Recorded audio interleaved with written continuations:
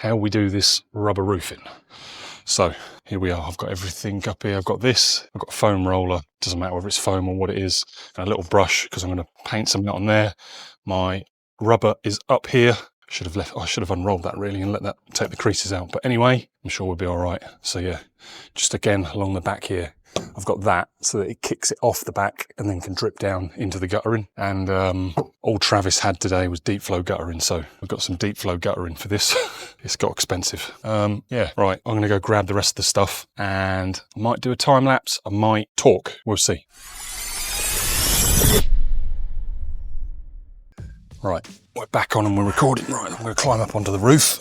I have my rubber glue. Makes a hell of a difference putting that centre nog in. It was stable before and I've been up here a little while. I'm going to stick you guys there. I don't want to be recording the neighbour or anything too much. I'm going to stick to just pointing at this. I've got the camera with its back to the sun.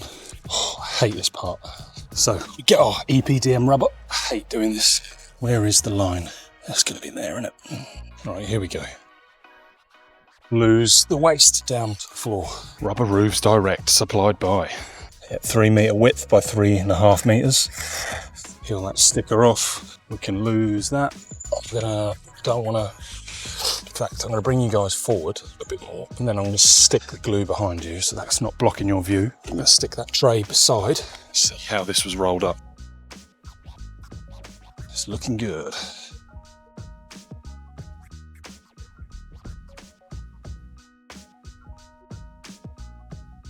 Now I have a really, really awkward job when it comes to rolling this out now.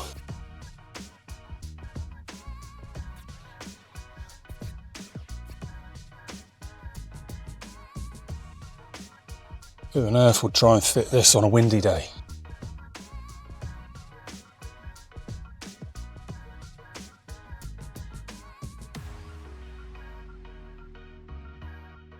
I might have to go get some wood. Right, here we go then. I have to run, because if this whips up and spills this, it is game over for us. Now I'm in the situation of what do I let go of first? Stress. These are the kind of stresses I end up with working on my Todd in the wind. Right, I'm going to go get a bit of 3x2. Right, I can now move this like that. Bit of 4x2 up there. Hopefully the nap will stick there. And I can now, hopefully, that's what I'm going to do, just because I can't take any risks. Like that, I'm going to flip back, glue, and then really low where I'm cutting it off anyway. I'm going to, I'm going to staple it high and the fascia will cover it. Right, here we go then. Oh, I don't really need the tray. I can leave the tray here and I'll just do it out of the tub. This, you lay your roof out like this and nicely, some people would pull back one side and then go for it. Other people would do it different ways. At the end of the day, as long as you can peel it back, glue it and lay it back out, you're golden. I just sometimes struggle with, word of warning, once you stand on it, this goes like ice. The rubber will slowly slip off the roof once the glue is in between this and the sheet. Like a car aquaplaning on ice. So once you've glued, do not step on it. So let's try and do it properly. We're meant to be professionals here, guys. And be very careful that you don't step off the edge. That is incredibly important. To be fair, I'll probably camp on you guys back all the way back here. That's pretty much half. Yeah, I'll do it this way. Just thinking, what way am I going then? Hot day is probably not the best day for this, but here we are, we're getting on with it.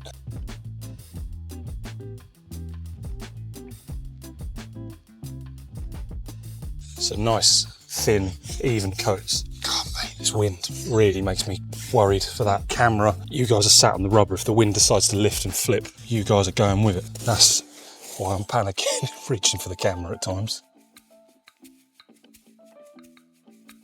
I think I'm gonna have to get a bit quicker at this.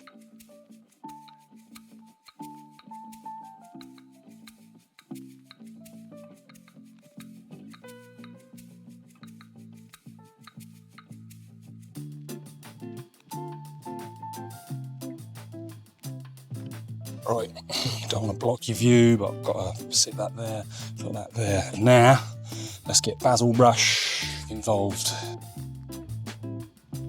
Oh, mate, I've got to be so careful I don't slip.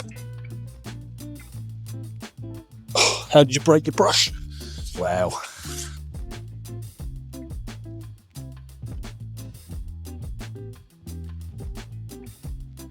Right then, as promised, that'll stop it lifting.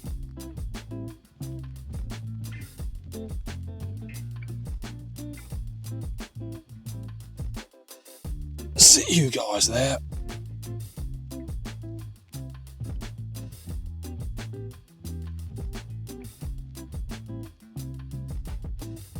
All right, this one now then. Yeah, that's grabbed it. That has absolutely grabbed it. Right, 2i. Tell you what I'm going to do. I'm actually going to put you guys out in front of me this time. Let's put you guys there. I'm not sure what you can see. It's super bright today, but I hope you guys can see everything. So now then, now that I'm here, I'll just work along in straight lines. Go them to board edges, in fact. See, once you get to a point like this, guys, these are the bits where it now gets tricky, I suppose, because now I'm sat on what is basically wet glue. Do this with a shed. This is a shed. You know what I mean? You can do this with your normal shed at home. Rather than using felt, you just nicely, you want a clean, flat surface. So I'd recommend re-OSBing the roof for a good start, for a fresh start anyway.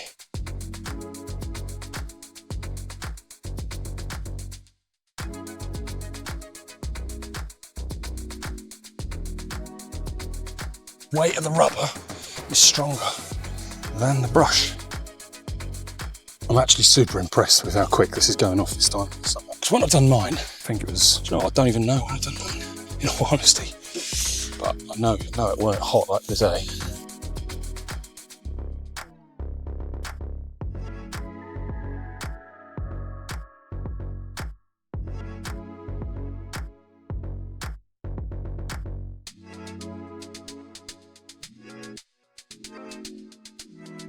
Got that front edge pinned down, so now I know that can't go anywhere. Yes, nicely. What am I filming now? I hope I'm filming mostly me. I have no idea what I'm filming, if I'm honest. I can't see the camera in this bright sunshine.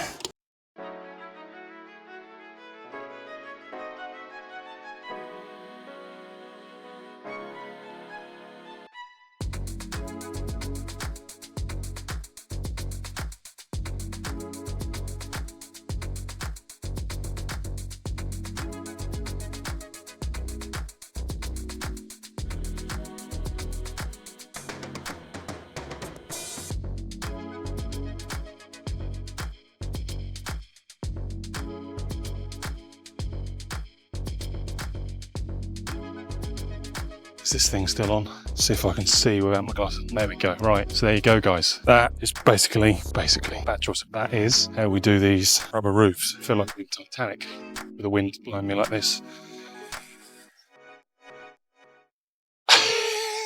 Right, let's get off this roof.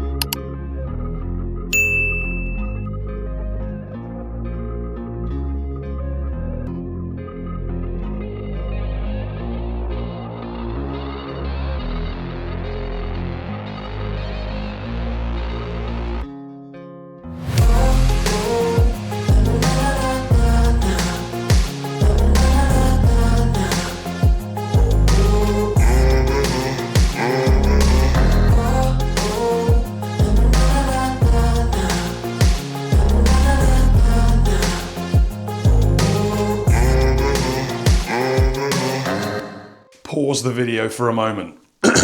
I've lost my voice. I've been at a party. Anyways, moving on. You can obviously see I've not got any house wrap or Tyvek on this shed build. Context. I was asked to get to a price of £1,900 as close as I could. I told them up front, I'm not going to beat £1,900 or get very close. So before I even like waste my time and try and quote for this, like I did my best. Basically, yes, you should have house wrap, but for context, all house wrap does is stop the air and moisture ingressing into the OSB, right? This Tyvek is the best stuff to use, and for a 1.4, 1.5 roll by like 100 or 50 odd meters, I can't think what they are now, they're about 130 quid. Like even to me, they're about 125, 120 quid. And it doesn't matter that I only need 20 meters, I need to go and get a roll. It's going to cost me 130 quid. The next best thing is this felt stuff, but this stuff is water resistant. It's not waterproof. This is just a woven fabric. Absolutely better than nothing, but this is still £80. So in my personal opinion, why would you spend £80 when for a couple of pound more you can have the proper stuff that does the proper job? So anyway, I do recommend you have it. However, this build, it wasn't going to be in the budget. It was going to push the budget up by another 130 odd quid. So that's why I've not used it. Now context, the battens are there for airflow so that if there's any moisture, it's got airflow to dry. It's not likely, it's very, very unlikely. It's not impossible, but it's very unlikely moisture will, or enough moisture. Obviously moisture will get in there. It's England, it's hot, it's humid, and it's dark, damp and wet in the winter. I'm not gonna stand here and tell you something it's not. I'm just going to stand here and give you context. I'm not justifying what I've done. I'm giving you context to what I've done and why I've done it. So I'll try and insert a clip or go further back in the video and I'll highlight that. I haven't got a tape on me now, but basically there's a concrete pad that's gone in with 6x2s. Then I've left 2x2 for the floor, then 18mm OSB. Water, I'm not saying water won't bounce there, but it have to be very, very hard rain for it to bounce there. Water will travel up like 160mm. In a hard downfall, it hits the floor, it bounces, it splashes. Water can travel uphill. Crazy to believe, but water can travel up. Anyway, this thing is like 300mm, like 30 centimeters, 12 inches up off the floor, only in places. There is obviously down the back near the fence. It's very unlikely that's going to get wet. It's got a kick, it's got deep flow guttering, and only about a foot of it is above the fence. Maybe a foot and a half, I can't remember now. It's been a while since I've done it. The point I'm getting at, that is feather edge fencing. I'm not saying it doesn't rot. I'm just saying, look at your fence and see how long that takes to actually rot, break, or what's a better word? Can't think of the word. Deteriorate. Look at your new fencing, maybe not on a new build. There's the stuff there is low quality. The stuff I'm using is large. It's all right quality. It's not the best. It's just, it's all right. The customer and I would have loved to have given them James Hardy plank cladding, or what was the other option? Or like a decent like shed, shiplap, tongue and groove kind of system. But cost is cost. The shed that they showed me was only lapped, shiplap stuff, feather edge stuff. So I said, look, nicely, the only way I can get close to this is if I'm to use fencing material and do this. The customer's fully aware, it's on the quote, it's in the quote, they've seen it, they love it, they're happy with it. It's still going to last 10, 15, 20 years. Like, I know nicely, I can't tell you because I can't predict the weather and I can't predict who lives there, how they maintain it. There's so many variables, okay? But what I can tell you is it will take a long time to deteriorate. A very long time to deteriorate. There will be a lot and plenty of warning signs before you're in a situation where, my shed's falling down, it's rotten.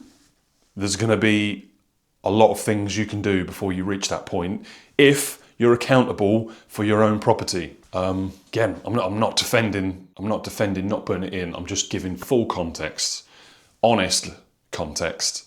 It's not in there. I was held down on a price. It's not the end of the world that it's not in there. And it can always go in there at a later date. Nothing stops that build having that added at a later date if the customer wants to upgrade. Everything is screwed for the reason, because I said to them, like, in the future, if you wanted to make it better, I'm going to screw this, because screws come undone. Not that nails don't come undone, it's just it's very messy. You break a lot of things. Nails rip out, screws neatly come undone. I'm waffling, I'm chewing your ears off. Look, it is what it is. It's not the best practice in the world, but I'm an honest, open person. You can do this, but be aware that for the £130 less on Tyvek, the proper stuff, you're better off buying Tyvek than you are the other stuff for like 80 quid. So in my personal opinion, I would go for this, the best stuff, the branded stuff, the rated stuff, over saving yourselves £20. Because this £20, like, I can't. It's not that breathable. It's not like words. You know, like tents, when you get in a tent and like after so long it loses its and then all of a sudden the tent leaks and you have to top up the whatever it is. You don't really do that nowadays. That's more of a thing of the past. I'm showing my age now, but anyway, this is only a little bit less, but it's it's like half the quality. You're saving a few pounds for half the quality, in my opinion, with this stuff. But please, if that fits your budget, you're absolutely better off putting that on than nothing. So yeah, but at the end, yeah, waffling, I'm going back and forth. It's not been put in. It's not the end of the world that it's not been put in, that it's still possible to put it in at a later date. Context, I was held down on a price. And make your own opinion on that as what you will. Like, I love my job. I love my customers. Everything is warranted. Make of it what you will. I'm just honest enough and open enough to show you what I'm doing and tell you the truth, like it or lump it. But yeah, if you're a DIYer, I recommend you put that in. But if you can't, then do some sort of system like I've just done here. I'm gonna shut up now. Let's get back to the video.